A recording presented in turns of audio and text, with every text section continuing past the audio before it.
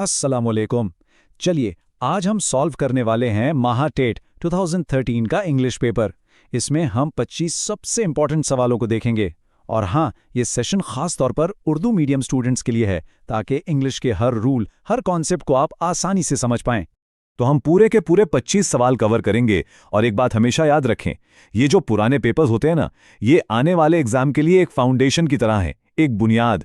इसलिए वीडियो को एंड तक देखें, एक भी सवाल मिस मत कीजिएगा।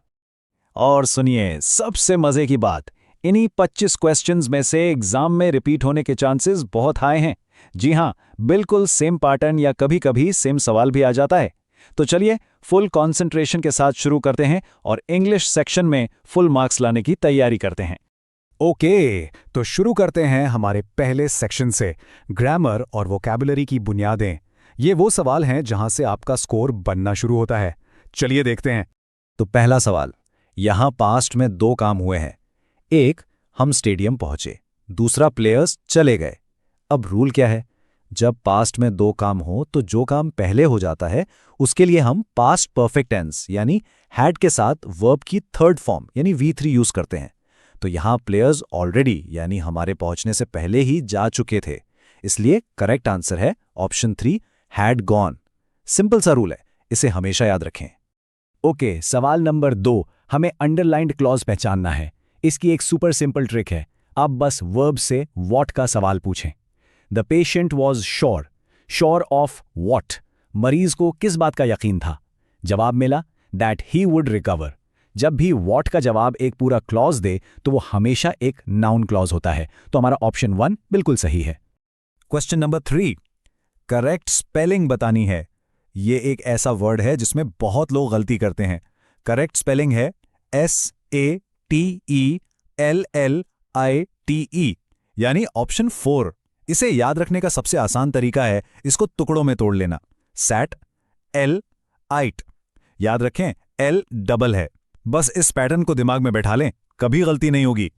अच्छा, यहां हमें फिगर ऑफ स्पीच बताना है। सेंटेंस देखें, exalt O shores and ring O bells. Speaker यहां शोर्स यानी समंदर के किनारों और बेल्स यानी घंटियों से डायरेक्ट बात कर रहा है। ये तो बेजान चीजें हैं, राइट? तो जब भी कोई किसी बेजान चीज से या किसी ऐसे इंसान से जो वहां मौजूद नहीं है डायरेक्ट बात करे, उसे कहते हैं अपॉस्ट्रोफी। इसलिए हमारा आंसर है ऑप्शन 4। तो कॉम्बैट का सिनोनिम यानी सम्मानी लफ्ज क्या होगा? कॉम्बैट का मतलब होता है एक प्रॉपर लड़ाई, अक्सर हथियारों के साथ। अब ऑप्शंस देखें। क्वारल तो जुबानी झगड़ा है, फ्यूड पुरानी दुश्मनी है, कॉन्फ्लिक्ट एक आम सा इख्तलाफ हो सकता है, लेकिन फाइट इसका बिल्कुल सीधा और सबसे क्लोज सिनोनिम है। तो आंसर हुआ ऑप्शन 1, फाइट। ओके, इस क्वेश्चन वाले सेंटेंस को हमें एक सिंपल स्टेटमेंट यानी असर्टिव सेंटेंस बनाना है। सवाल है, how can any burglar open the window? ये असल में एक सवाल नहीं है, इसका मतलब है कि कोई भी चोर खिड़की कैसे खोल सकता है? बिल्कुल नहीं खोल सकता।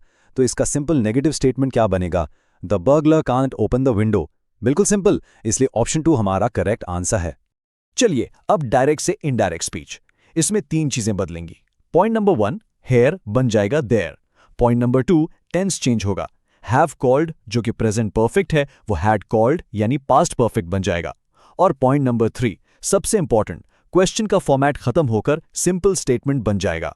तो इन सभी रूल्स के हिसाब से option 3, he asked why he had called there and disturbed him, बिल्कुल परफेक्ट है। यहां 2 नेगेटिव सेंटेंसेस को नीदर नॉर से जोड़ना है। मतलब विजयांत ने ना तो पहला काम किया ना ही दूसरा। रूल सिंपल है, टेंस सेम रहना चाहिए। ओरिजिनल सेंटेंसेस पास्ट टेंस में है तो पेड और लर्नड पास्ट टेंस में ही रहेंगे। इसलिए option 1, Vijayant neither paid attention to parents nor learn from teachers, grammatically बिल्कुल करेक्ट है। चलिए अब चलते हैं नेक्स्ट सेक्शन पर। यहां हम सेंटेंस स्ट्रक्चर्स को मास्टर करेंगे, देखेंगे कि सेंटेंसेस को कैसे ट्रांसफॉर्म किया जाता है। रेडी हो जाइए। तो अब टू को सो दैट में बदलना है। इसकी ट्रिक यह है कि टू का मतलब हमेशा नेगेटिव होता है। टू डिफिकल्ट टू पे हीट का मतलब है इतना मुश्किल था कि वो तवज्जो नहीं दे सका। इसलिए जब हम सो दैट यूज करेंगे तो कुड नॉट आना जरूरी है, क्योंकि सेंटेंस पास्ट टेंस में है तो हम कुड नॉट लगाएंगे। इसलिए option 1, it was so difficult that Keshav couldn't pay heed, बिल्कुल करेक्ट है। ओके, यहां क्वेश्चन टैग लगाना है।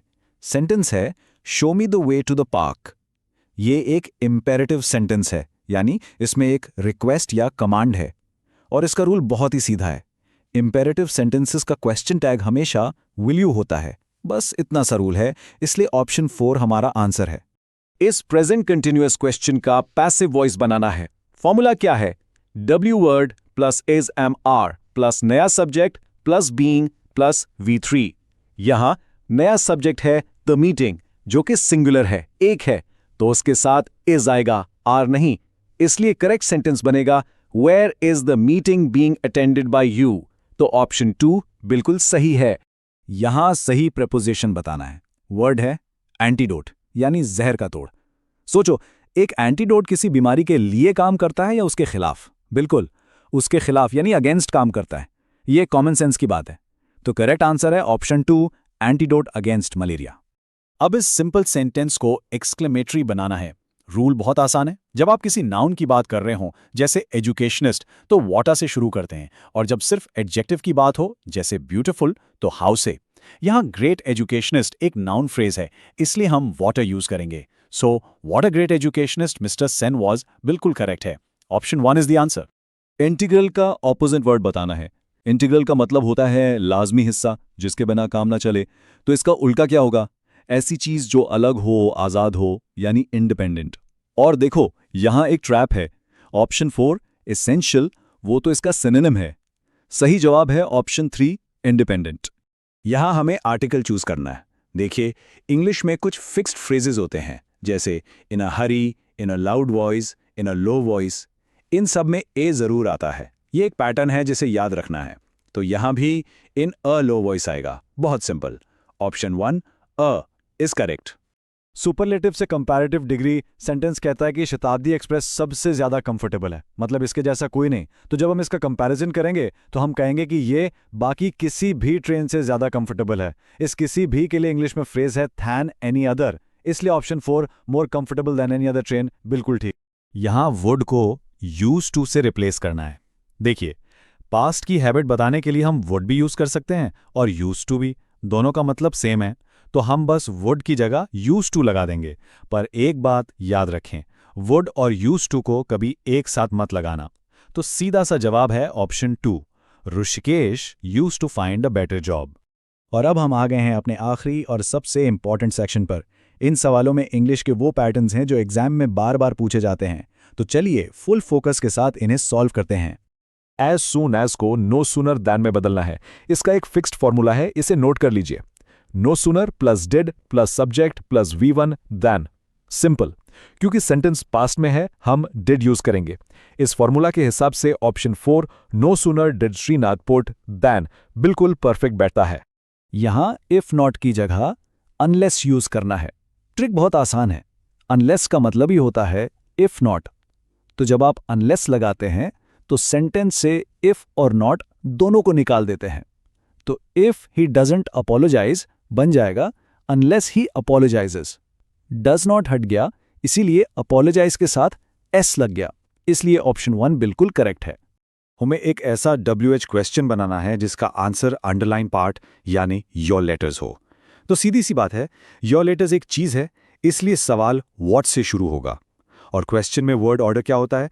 पहले WH वर्ड, फिर हेल्पिंग वर्ब, फिर सब्जेक्ट। तो ये होगा व्हाट हैव वी रिसीव्ड। इसलिए ऑप्शन 1 बिल्कुल सही तरतीब में है। Not only but also use करना है। इसका एक ही रूल है, बैलेंस। मतलब नॉट ओनली और बट ऑल्सो एक जैसी चीजों को जोड़ते हैं। यहां 2 एक्शंस हैं, वॉश्ड और एट। तो नॉट ओनली पहले एक्शन से पहले और बट ऑल्सो दूसरे एक्शन से पहले आएगा। और हां, जब बट ऑल्सो आ जाता है तो 2 को निकाल देते हैं। इसलिए option 1 I not only washed my hands but also ate my dinner बिल्कुल परफेक्ट है। यहां हमें यस नो वाला क्वेश्चन बनाना है। सेंटेंस देखें, he gave witness. Gave second form है, यानी simple past tense. Past tense का क्वेश्चन हमेशा डिड से शुरू होता है। और इंग्लिश का गोल्डन रूल याद रखें, डिड के बाद हमेशा वर्ब की फर्स्ट फॉर्म आती है। तो गेव का बन जाएगा गिव। इसलिए सही सवाल है, did he give witness? Option 3 is correct. ये पास परफेक्ट टेंस है, इसका पैसिव बनाना है। फॉर्मूला एकदम सीधा सा है, object plus had been plus V3। यहां ऑब्जेक्ट है द बैक डोर, तो सेंटेंस बनेगा the back door had been broken by the thieves. तो हमारा ऑप्शन 2 इस फॉर्मूला को परफेक्टली फॉलो कर रहा है। यहाँ आर्टिकल बताना है एसपी ऑफ पुणे डिस्ट्रिक्ट एक खास ओहदा, एक यूनिक पोस्ट है। रूल ये है कि जब भी हम ऐसी किसी खास पोस्ट की बात करते हैं जैसे the prime minister, the principal, the manager, तो उसके साथ हमेशा आर्टिकल द लगता है। इसलिए यहाँ भी आएगा the SP. Option 1 is the right answer. और ये रहा आखिरी सवाल। एक और गोल्डन रूल, इसे हमेशा के लिए याद कर लें। फ्रेज वन ऑफ द के बाद आने वाला नाउन हमेशा प्लूरल होता है। क्यों? क्योंकि हम बहुत सारे लोगों में से एक की बात कर रहे हैं, तो one of the most popular teachers होगा, टीचर नहीं। इसलिए ऑप्शन 1 बिल्कुल करेक्ट है।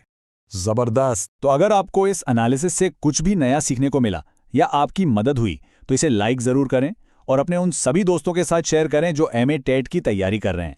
मजीद ऐसे पेपर सॉल्यूशंस के लिए सब्सक्राइब करना मत भूलिएगा ताकि अगला पार्ट आपसे मिस ना हो। मिलते हैं अगले सेशन में। अल्लाह हाफिज।